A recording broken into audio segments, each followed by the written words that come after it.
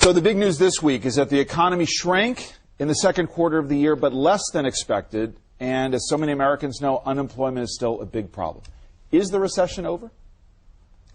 We're certainly in a very different place than we were. 6 months ago, the economy was in a nosedive. People were talking about the possibility of another depression. The statistics all suggested a vertical decline. None of that is the situation right now.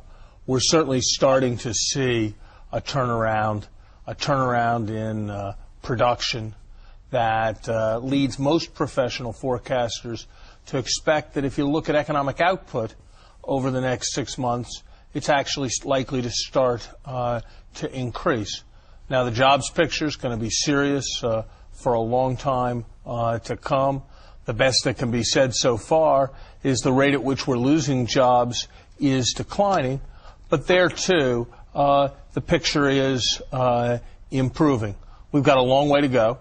We're going to need to carry through with the full program that the President has put in place. We're going to need to continue to take steps to stimulate the economy, like the very successful Cash for Clunkers program, so that we're doing everything we can to push this economy forward.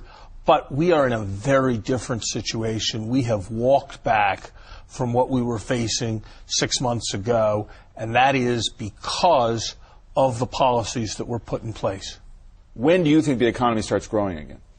I think if you look at the overall output statistics, the GDP, as economists call it, the very great likelihood, and this is what most professional forecasters say, is that we'll see growth going forward in the second half of this year. Why? Inventories have been run down, and firms are going to have to build those inventories back. The evidence is that from a very, very low base, housing production, automobile sales are likely to start to increase.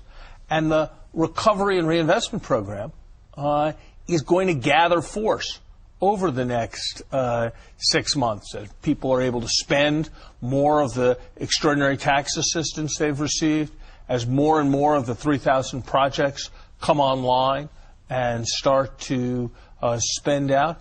Already in Florida, you've seen 14,000 teachers' jobs that wouldn't have been there this spring preserved as a consequence of the Recovery Act. So all these factors, the rising impact of the Recovery Act, inventory accumulation, what's going to happen in housing and automobiles, these all are leading, and don't trust those of us in the administration, most professional forecasters to expect output growth. Now, historically, and this is why we are absolutely not complacent, we continue to be just very dissatisfied with where the economy is, historically, increased hiring typically lags increases in output. So it's going to take time before you see it in the unemployment and the employment statistics. So we've got to keep pushing.